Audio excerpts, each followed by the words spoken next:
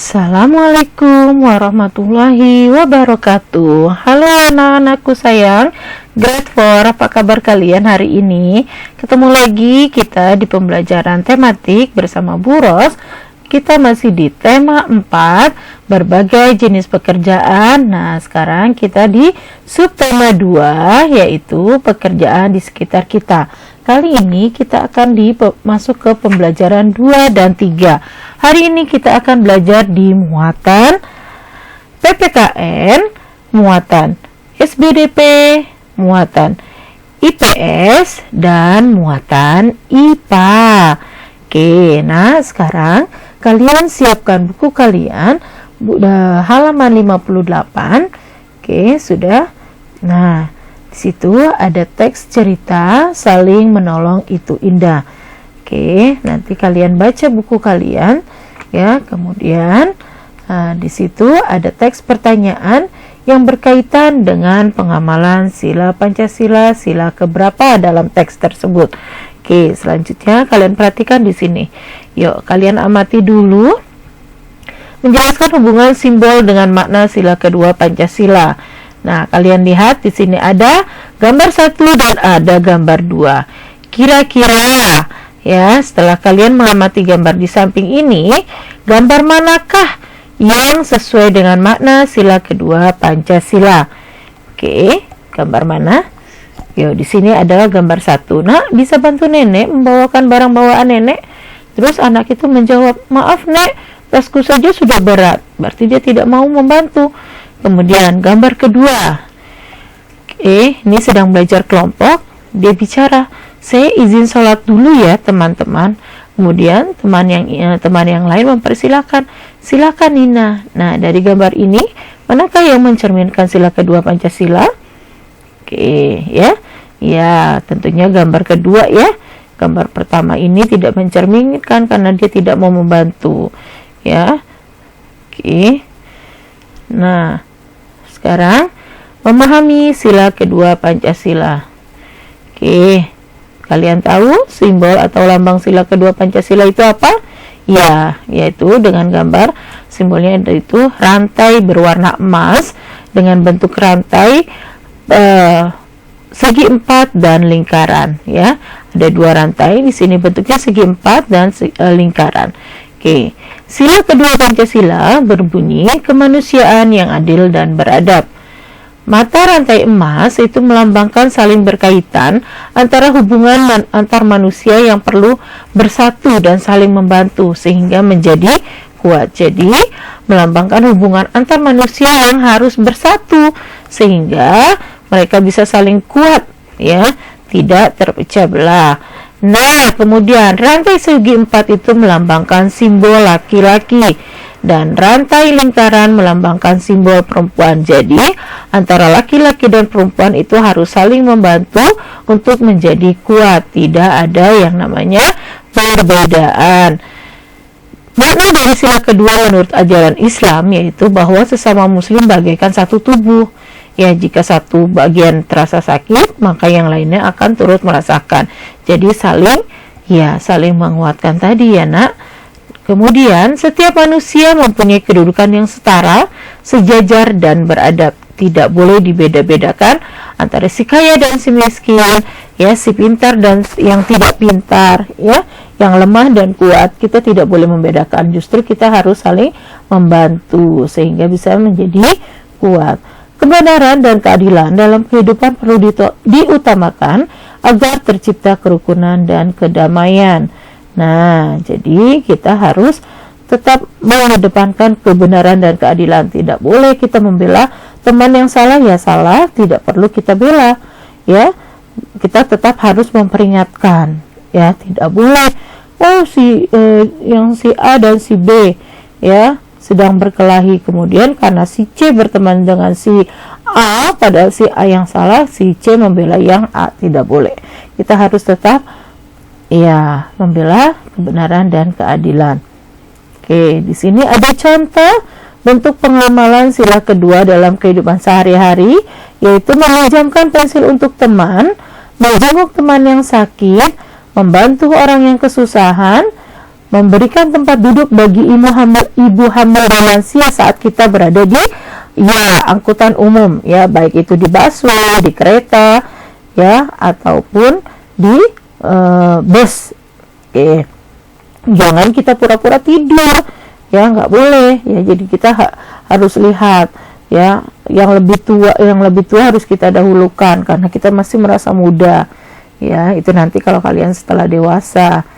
Kemudian menyeberangkan nenek atau kakek di zebra cross atau tempat penyeberangan. Dia kesusahan, kita bantu untuk membantu menyeberangkannya. Jangan kalian jalan buru-buru, ya. Kalau bisa kalian yang sampai duluan, si nenek sama kakeknya yang lagi kesusahan ditinggal.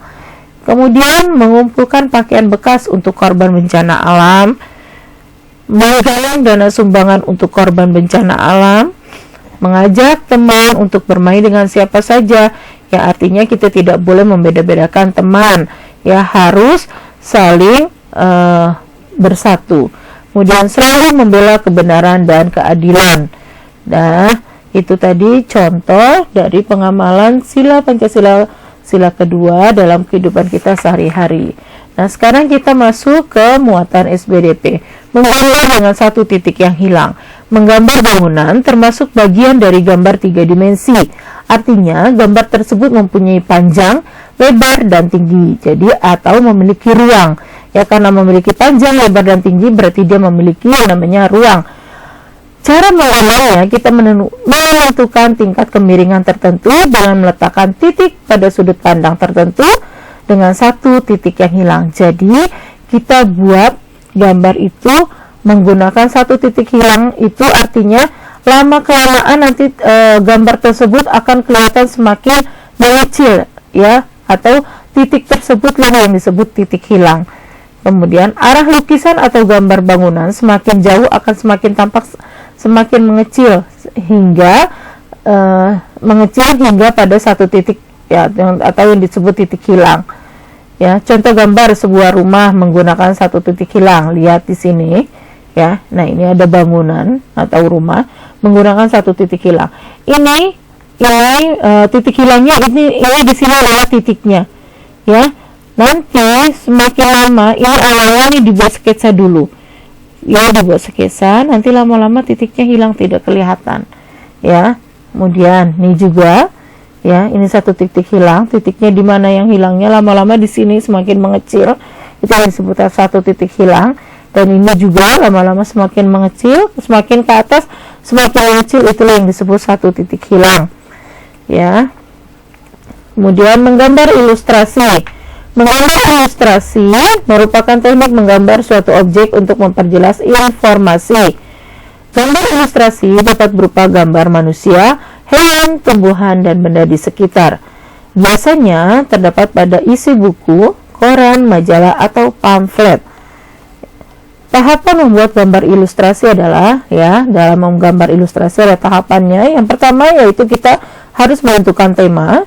Yang kedua, membuat sketsa, dan yang ketiga, penyelesaian gambar. Pertama, contohnya di sini ada gambar ilustrasi, ya, lihat. Ini kita tentukan dulu tema. Oke, sekarang yang pertama ada gambar orang sedang membaca buku sambil tiduran. Berarti kita tentukan tema dia sedang baca buku sambil tiduran. Kemudian buat sketsa dulu. Ini sketsanya, ya, sketsa gambar manusia seperti ini. Ini adalah sketsa. Oke. Setelah itu baru kita selesaikan gambar, ditambahkan badannya atau sedang berlari. Ini kita buat dulu temanya orang lagi berlari, bikin dulu sketsanya, baru nanti tambahkan badan-badannya ini, ya, nih bisa ditambahkan. Nah, nanti ini sketsanya akan hilang, kita hapus, baru nanti jadi gambar orang sedang berlari. Inilah yang disebut gambar ilustrasi, yaitu gambar harus yang menentukan tema dan membuat sketsa dulu. Oke, yang kemudian adalah memahami proporsi dan komposisi dalam menggambar. Proporsi merupakan perbandingan antara objek yang satu dan objek yang lain. Kemudian komposisi adalah susunan atau letak objek gambar dalam batasan ruang. Ya, langkah menggambar 3 dimensi sesuai dengan proporsi dan komposisi. Contoh 1, ya, ini lihat, ya, ini kita buat dulu sesuai dengan proporsi dan komposisinya. perbandingan antara objek 1 dan 2. Lihat, antara panjang dan lebarnya harus ada perbandingannya. Kemudian kita buat letak objek gambar dalam batas ruangnya. Kemudian kita buat ini masih kita buat dengan titik-titik. Setelah jadi, ya, ada, lihat, namanya menggambar 3 dimensi itu memiliki panjang, tinggi, dan lebar, ya, berarti dia akan memiliki yang namanya batasan ruang. Ini ya, kita beri batasan-batasan ruang. Yang ketiga, setelah jadi kita perjelas, maka titik-titik ini nanti akan hilang, maka terjadilah yang disebut gambar 3 dimensi sesuai dengan proporsi dan komposisi. Jadi harus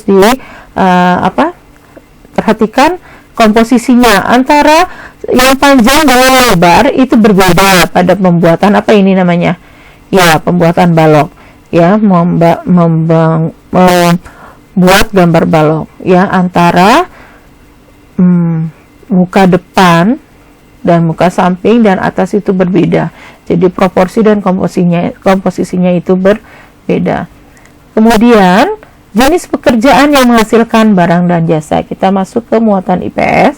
Ya, kalian perhatikan di sini ada pekerjaan yang menghasilkan jasa, yaitu ada dokter, polisi, suster, satpam, hansip, teller, guru, dan petugas kebersihan. Nah, di sini pekerjaan yang menghasilkan jasa itu artinya adalah pekerjaan yang bukan menghasilkan suatu barang. Ya, pekerjaan ini adalah pekerjaan yang berupa pelayanan, bisa dinikmati oleh orang lain. Pekerjaan ini tidak menghasilkan barang, tapi melainkan menghasilkan jasa. Ya, itu disebut pekerjaan yang menghasilkan jasa. Contohnya dokter itu menghasilkan jasa karena dia melayani pasien. Polisi menghasilkan jasa karena dia, ya, memberikan perlindungan. Suster juga menghasilkan jasa karena dia merawat pasien. Kemudian menghasilkan barang, pekerjaan yang menghasilkan barang adalah pekerjaan yang suatu pekerjaan menghasilkan barang, artinya suatu pekerjaan yang bisa menghasilkan barang, bisa untuk dikonsumsi atau bisa kita makan. Contohnya ada petani itu suatu pekerjaan, dia akan menghasilkan barang yaitu berupa padi, sehingga berasnya bisa kita olah menjadi nasi dan kita makan. Penjahit menghasilkan barang berupa baju. Nelayan kerjanya menghasilkan barang berupa ikan. Tukang bakso menghasilkan barang berupa apa? Ya, bakso. Kemudian tukang es cendol menghasilkan barang berupa es cendol. Tukang mie ayam menghasilkan barang berupa mie ayam yang bisa kita makan. Artinya yang menghasilkan barang itu pekerjaan yang bisa, barangnya bisa kita konsumsi. Oke, lanjut kita ke muatan IPA, yaitu proses pembuatan kertas yang ada di buku kalian halaman 71. Ya, kalian perhatikan. Nah, tadi muatan IPS itu kalian kerjakan yang halaman 70 ya, Nak. Oke, yang halaman 70 itu nanti kalian kerjakan. Jangan lupa untuk kalian kerjakan halaman 70-nya. Oke. Sekarang proses pembuatan kertas. Kalian lihat buku kalian halaman 71. Prosesnya yang pertama adalah sini. Kayu dikupas dan dipotong hingga menjadi bagian-bagian terkecil. Kemudian yang kedua, potongan kayu dicampur bahan kimia hingga menjadi pulp atau biasa disebut dengan bubur kertas.